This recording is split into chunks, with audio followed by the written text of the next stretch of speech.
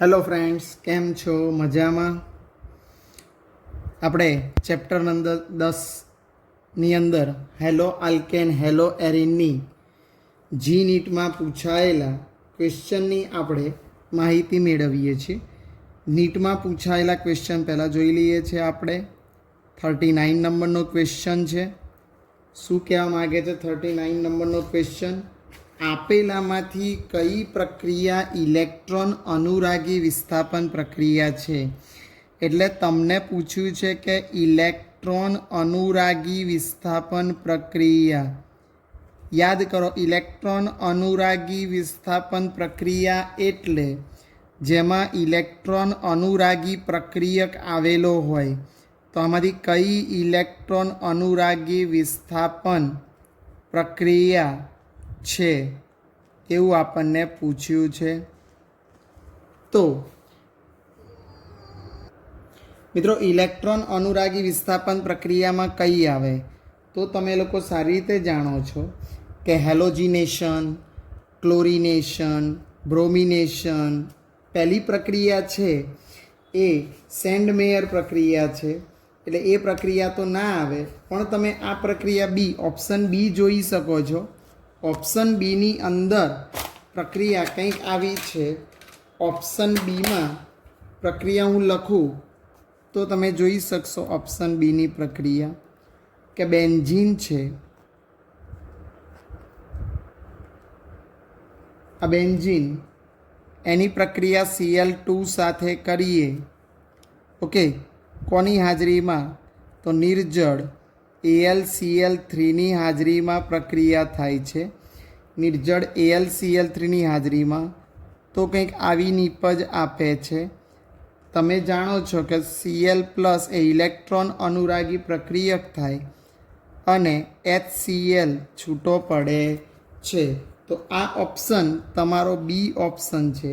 સાલ છે આ પ્રશ્ન પૂછાયેલો છે, જે સાલ નીટ 2019માં પૂછાયેલો પ્રશ્ન છે. તો સૌથી પહેલાં ઇલેક્ટ્રોન અનુરાગી વિસ્થાપન પ્રક્રિયા કઈ છે? તો આ ક્લોરિનેશન પ્રક્રિયા છે. એ લખી શકાય, આ ક્લોરિનેશન પ્રક્રિયા છે. કોની ક્લોરિનેશન છે? બેન્ઝીનનું ક્લોરિનેશન છે. અને એમાં ઇલેક્ટ્રોન અનુરાગી પ્રક્રિયક કયો છે? Cl+ ઇલેક્ટ્રોન અનુરાગી પ્રક્રિયક છે. એટલે આ રીતે તમે સમજી શકો કે આ ઇલેક્ટ્રોન અનુરાગી વિસ્થાપન પ્રક્રિયા કહેવાય છે. ચાલો, એના પછીનો 38મો MCQ શું કહેવા માગે છે? એક આલ્કીન A છે.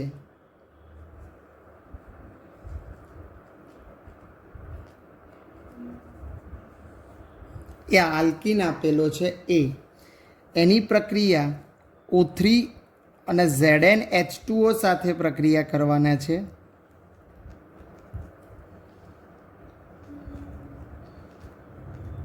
ZnH2O સાથે પ્રક્રિયા કરીશું, પણ એનાથી તમને પ્રોપેનોન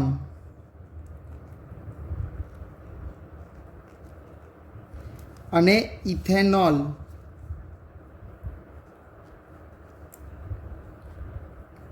સરખા પ્રમાણમાં મળે છે. સાથે સાથે HCl ઉમેરતા એ જ એમાં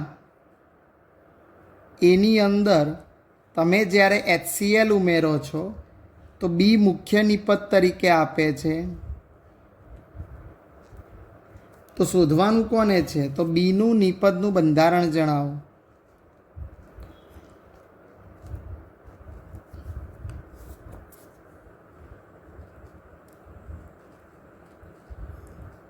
મિત્રો, પહેલાં તો એટલું આપણને આવડવું જોઈએ કે આલ્કીન એ કેવો છે કે જેનું ઓઝોનિલિસિસ કરવામાં આવે તો ઇથેનોલ અને પ્રોપેનોન આપે. તો ઇથેનોલ એટલે 2 કાર્બન અને પ્રોપેનોન એટલે 3 કાર્બન. એટલે આવું હોય તો જ મળે. તમને વિચારીને જવાબ આપજો. CH3C, નીચે CH3 ડબલ બોન્ડ, અહીંયા CH અને અહીંયા CH3. ધારો કે આ છે આનું ઓઝોનેલિસિસ કરીએ તો 3 O લઉં હું અહીંયા, તો પ્રક્રિયા થોડીક આપણે જોઈએ તો પ્રક્રિયાનું આ રીતે લખી શકું કે C અહીંયા લખું, 2 CH3 આ બાજુ લખીએ આપણે, 2 CH3, પછી વચ્ચે ડબલ બોન્ડ છે એ બોન્ડ પછી તૂટી જાય, C એક બાજુ H મૂકું અને એક બાજુ CH3 મૂકું છું. હવે ઓઝોનેલિસિસમાં ઓઝોનના 3 અણુ હું મૂકું છું, તો એક ઓઝોનનો અણુ O અહીંયા O3માં, એક O અહીંયા છે આ રીતે, અને ત્રીજો O અહીંયા છે. આ રીતે 3 O છે. હવે 3 Oમાં આપણે બોન્ડ તોડીએ એટલે એક બોન્ડ આમ તૂટે, બીજો બોન્ડ આમ તૂટે. તો જુઓ એક બાજુ તમને શું મળ્યું, તો CH3CO CH3 મળ્યા, અને બીજી બાજુ શું મળ્યું, CH3 CHO મળી ગયા. એટલે અહીંયા CH3 પ્રોપેનોન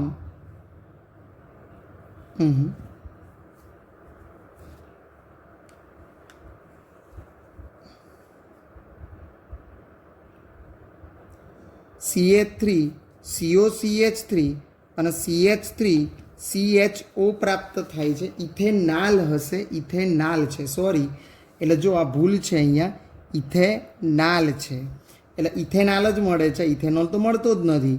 તો 2 વસ્તુ તમને મળી ગઈ આના ઉપરથી. એક મળ્યું CH3CO CH3 સોરી, અને બીજું તમને મળ્યું CH3 CHO. એટલે આ મળી જાય છે, એટલે એનો મતલબ કે આ પ્રોપીન, આ કાર્બન, આ જે છે એ નંબર એ તો આ કન્ફર્મ છે, આ એ છે. ચલો એની અંદર હવે તમે HCl ઉમેરો છો. શું ઉમેરો છો? HCl.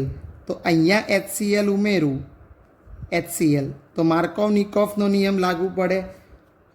તો વધુ વિદ્યુત ઋણ ઘટક એ ઓછા હાઇડ્રોજન સાથે જોડાય તો વધુ વિદ્યુત ઋણ ઘટક Cl, C જોડે જોડાય તો કંઈક આવી રચના મળે તમને, CH3 અહીંયા C, ઉપર Cl, નીચે CH3, અહીંયા CH2 અને અહીંયા CH3 છે. હવે આવો ઓપ્શન તમારામાં C આવે છે, આવો ઓપ્શન તમારો C આવે છે કે CH3 CH2 C ઉપર CH3 Cl અને CH3. તો ઓપ્શન C તમારો જવાબ સાચો છે. નીટ 2019માં જ પૂછાયેલો પ્રશ્ન છે. નિયમ કયો મૂક્યો છે અહીંયા? માર્કોવ-નિકોવનો અહીંયા નિયમ લગાડેલો છે. તો એક વસ્તુ લખી દઈએ અહીંયા, નિયમ માર્કોવ-નિકોવનો નિયમ લાગુ પડે છે મુખ્ય નિપજ તરીકે. ચલો કે 38 પછી 37મો પ્રશ્ન જોઈએ આપણે.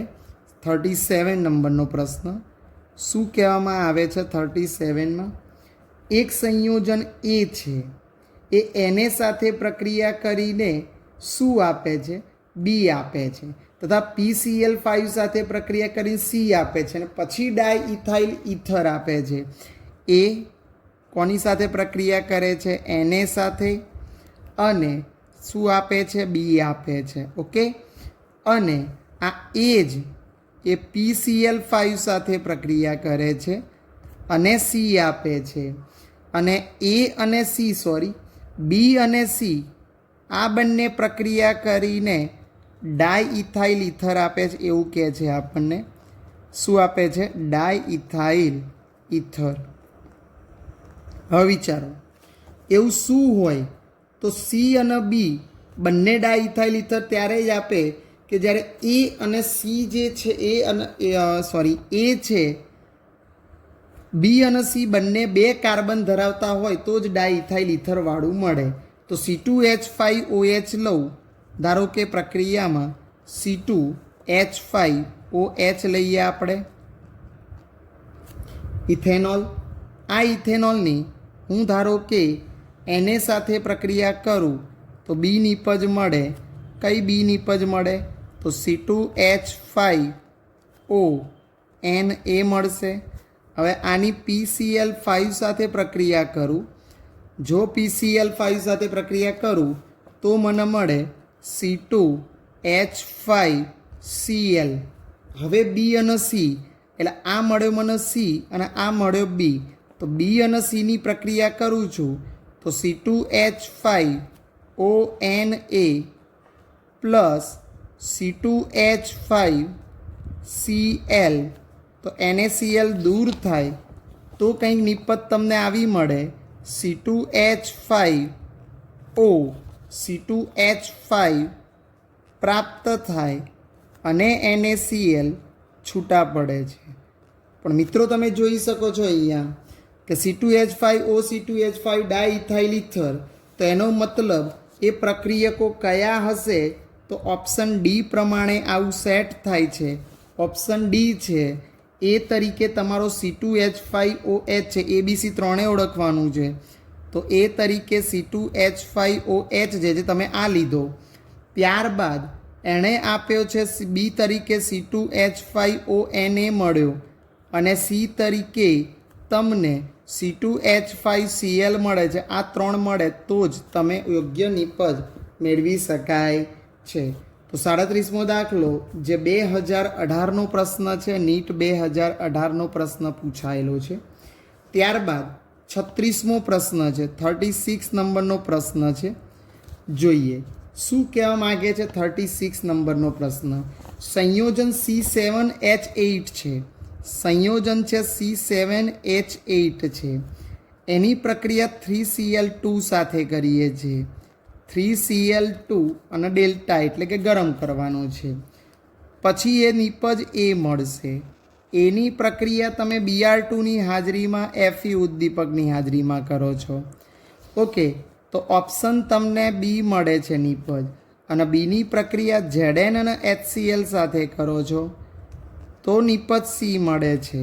તો C7H8 લો તો એક જ વસ્તુ હોય, બેન્ઝીન ઉપર CH3, 6 ને 1 7. ઓકે, તો અહીંયા આપણે બેન્ઝીન ઉપર CH3 મૂકીશું, ટોલ્યુઇન કહેવાય. મિત્રો એની પ્રક્રિયા 3Cl2 સાથે કરું તો વિચારો -3HCl છૂટા પડે.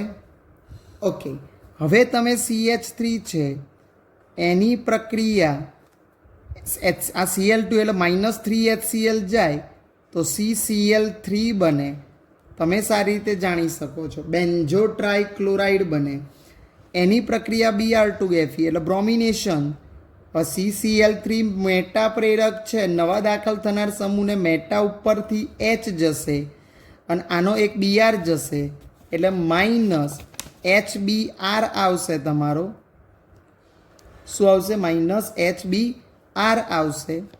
અને પછી તમે જોઈ શકો છો કે આની અંદર અહીંયા Br આવશે અને અહીંયા CCl3 આવશે. Okay, done. અને હવે છેલ્લી પ્રક્રિયા Zn અને HCl સાથે પ્રક્રિયા કરો તમે તો બેન્ઝીન ઉપર તમને ખબર છે CH3 થઈ જાય અને અહીંયા Br આવે છે. તો આવા ઓપ્શન છેલ્લી નિપજ સી કીધી છે તો સી તરીકે મેટાબ્રોમો એનિલિન છે. તો સી નિપજ તરીકે તમે જોઈ શકો છો સી નિપજ મેટાબ્રોમો ટોલ્યુઇન. તો જવાબ આવશે સી, મેટાબ્રોમો ટોલ્યુઇન તમારો જવાબ આવે છે. 35 નંબરનો ક્વેશ્ચન નંબર 35 શું કહે છે? 35 નંબરનો ક્વેશ્ચન, એ ઓળખો અને પ્રક્રિયાનો આકાર ઓળખો એ અને પ્રક્રિયાનો પ્રકાર નક્કી કરો. પ્રક્રિયાનો પ્રકાર નક્કી કરો. ઓકે, એટલે અહીંયા મૂકીશું આપણે બેન્ઝીન ઉપર OCH3 અને અહીંયા Br. જોજો મિત્રો, એની પ્રક્રિયા NaNH2 સાથે કરું છું. તો તો સીધો જ NaBr દૂર થઈ જાય તો NH2 એની જગ્યાએ દાખલ થઈ જાય તો બેન્ઝીન ઉપર OCH3 ના M અને અહીંયા NH2 થયું. તો આ પ્રક્રિયામાં C નિપજ મળી ગઈ, તમને A નિપજ તો મળી ગઈ, ચલો આ મળી.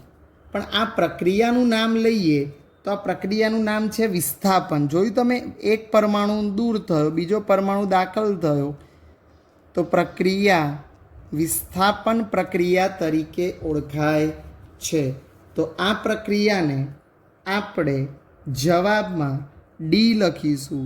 ડી જવાબમાં શું આપ્યું છે એની વાત કરું તો બેન્ઝીન ઉપર OCH3 તો ખરા જ, સાથે સાથે અહીંયા NH2 અને પ્રક્રિયાનું નામ એ વિસ્થાપન થયું એટલે તમે લખશો વિસ્થાપન પ્રક્રિયા.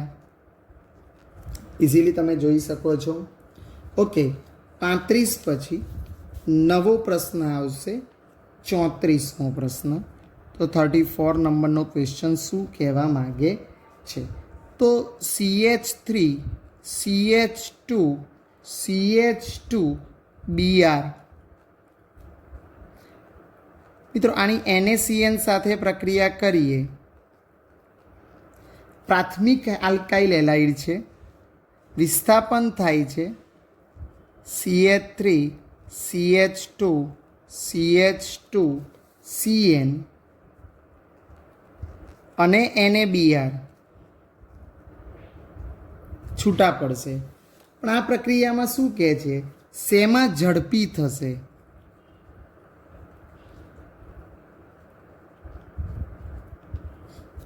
ઓકે, તો ઓપ્શન એ ઇથેનોલ, મિથેનોલ, પાણી. પણ આ પ્રક્રિયા SN2 પ્રક્રિયા છે. કેવી પ્રક્રિયા? SN2. એટલે DMF જ્યાં પ્રોટિક દ્રાવકોની તરફેણ કરે, પ્રોટિક દ્રાવકો.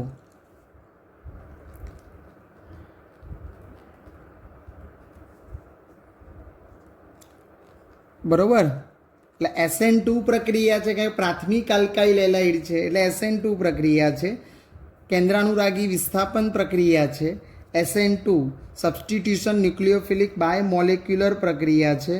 હવે આ પ્રક્રિયાનો ઓપ્શન વિચારો તમે, તો ઓપ્શનમાં અહીંયા તમારો C આવશે, કારણ કે DMF એટલે કે NN ડેશ ડાયમિથાઇલ ફોર્મેમાઇડ. ફરીથી એનું નામ છે ડાયમિથાઇલ ફોર્મેમાઇડ. આનો જવાબ આવશે. તો આ રીતે SN2 પ્રક્રિયા છે એટલા માટે. હવે 33મો પ્રશ્ન છે, બહુ જ ઇમ્પોર્ટન્સ અને સારો પ્રશ્ન છે, સમજવો પડશે. આ 34મા નંબરની સાલ હતી 2016 નીટમાં અને 35મા નંબરની સાલ હતી એ 2017 હતી. હવે 2016નો જ પ્રશ્ન છે, બહુ જ સારો પ્રશ્ન છે, ધ્યાનમાં લેવાનો છે એને, કે આપેલમાંથી કયો બાયફિનાઇલ પ્રકાશ ક્રિયાશીલ છે? બાયફિનાઇલ એટલે કે જેમાં 2 ફિનાઇલ ગ્રુપ હોય. કયો બાયફિનાઇલ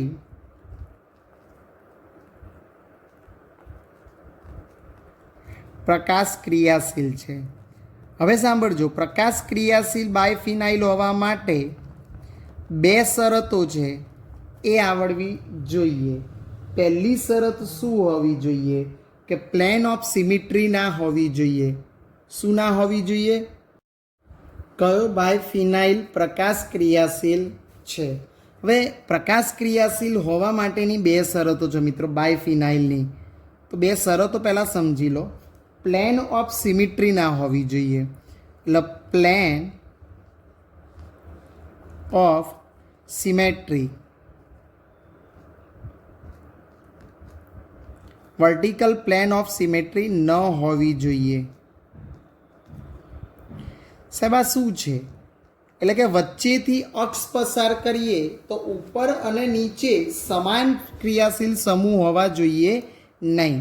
અને બીજી વાત કરીએ તો બીજી વાત એ હોવી જોઈએ કે ઓર્થો સ્થાનમાં વિસ્થાપિત સમૂહ હોવા જોઈએ. કેવા સ્થાનમાં? ઓર્થો સ્થાનમાં વિસ્થાપિત સમૂહ, પણ કેવા વિસ્થાપિત સમૂહ? તો એ વિસ્થાપિત સમૂહ મોટા હોવા જોઈએ. યાદ રાખજો, વિસ્થાપિત સમૂહ મોટા સમૂહ, મોટા એટલે કે FHOCH3 આ ન હોવા જોઈએ.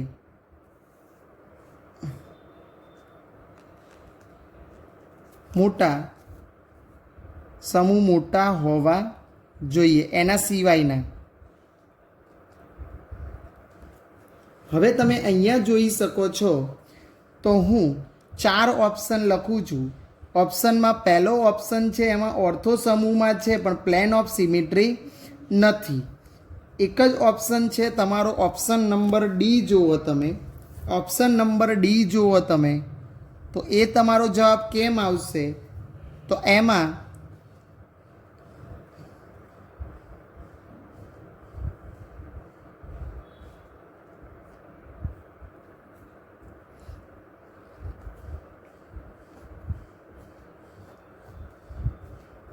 આ બાયફિનાઇલ થયો.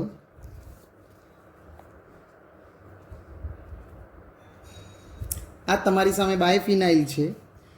આની અંદર ક્રિયાશીલ સમૂહો બીઆર ઓર્થો સ્થાનમાં છે. બીઆર અહીંયા આઈ છે, અહીંયા પણ બીઆર છે અને અહીંયા આઈ છે.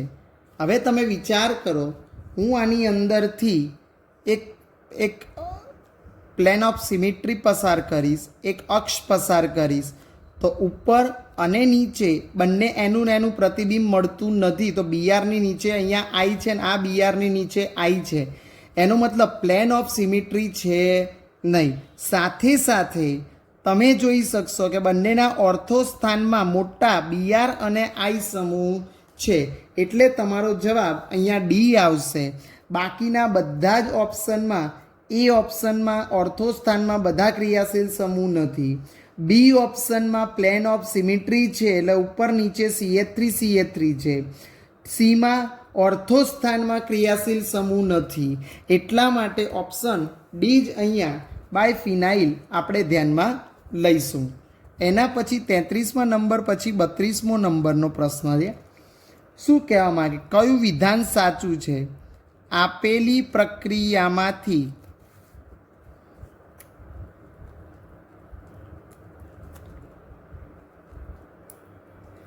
કયું વિધાન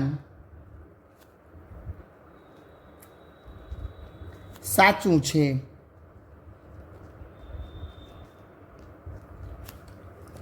જોઈએ. આ પહેલી પ્રક્રિયા 3 પ્રક્રિયા આપી છે. જો હું 3 પ્રક્રિયા આપણે સમજીએ તો CH3 CH2 CH2Br plus KOH. મને કહેશો અહીંયા બનશે શું? તો CH3 CH2 CH2OH નહીં સોરી ઇથિન બન્યો છે. KBr અને H2O છૂટા પડ. હવે મને કહેશો આ પ્રક્રિયા કઈ થઈ? તો આઈ થિંક આલ્કાઇલ એલાઇડમાંથી આલ્કિન બને છે. એટલે આ પ્રક્રિયાને વિલોપન પ્રક્રિયા કહેવાય. કઈ રીતે? તો હેલોજન ધરાવતો કાર્બન આલ્ફા, ઓકે, આગળ CH3 આવવાના, ભૂલ છે. અહીંયા CH3 CH double bond CH2 છે. આ આલ્ફા કાર્બન, આ બીટા કાર્બન, આલ્ફા કાર્બન ઉપરથી હેલોજન જાય, બીટા કાર્બન ઉપરથી હાઇડ્રોજન જાય એટલે આલ્કિન પ્રાપ્ત થાય. તો આ પ્રક્રિયાનું નામ છે વિલોપન પ્રક્રિયા. એટલે આ વિલોપન પ્રક્રિયા છે તમારી, બરાબર છે? ઓકે. હવે એના પછીનો એક ઉદાહરણ આપ્યું છે.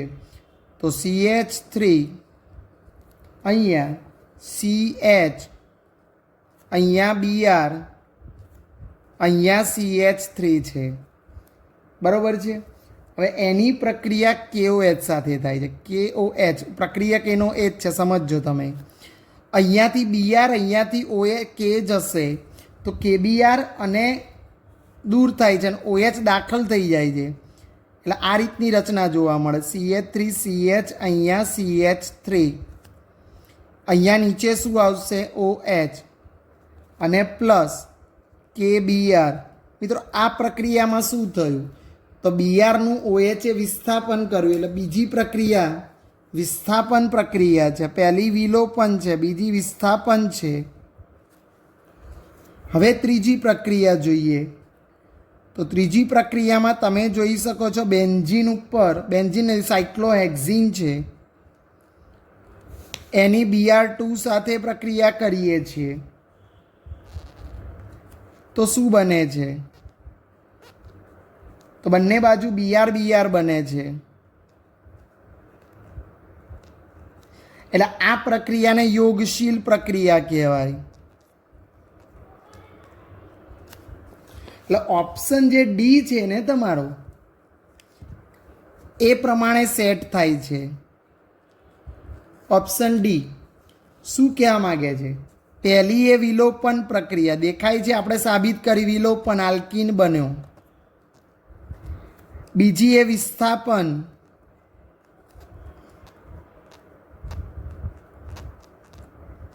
અને જે ત્રીજી છે એ યોગશીલ પ્રક્રિયા છે. દેખાય જ છે બધાને આ રીતની પ્રક્રિયા છે. એટલે કહેવાનો મતલબ આ વિધાન સાચું છે. એની સાલ લઈએ તો આ બાયફિનાઇલવાળી 2016માં પૂછાયેલો પ્રશ્ન, અને આ પ્રશ્ન છે એ 2000 ને નીટ 2016નો જ પ્રશ્ન છે. હવે 33મો પ્રશ્ન જોઈએ. બહુ જ નાનો અને સિમ્પલ પ્રશ્ન છે, સીધો માહિતીસભર પ્રશ્ન છે. SN1 પ્રક્રિયામાં કિરાલ કેન્દ્ર ઉપર શું થાય?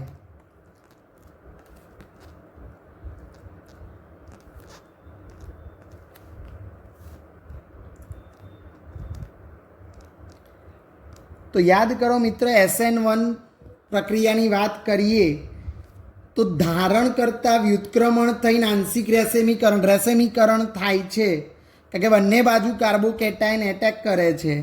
એટલે ઓપ્શન એ આવશે. ધારણ કરતાં, ધારણ એટલે એનો વિન્યાસ બદલાય નહીં એ રીતે, ધારણ કરતાં વધારે વ્યુત્ક્રમણ થઈ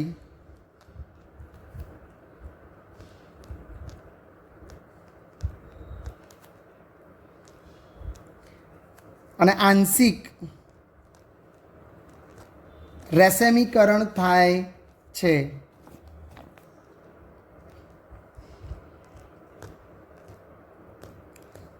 સિમ્પલ. આ તમે ભણી ગયા છો, કાર્બોકેટાયન બને SN1માં અને બંને બાજુથી એટેક કરે એટલે રેસેમીકરણ થાય.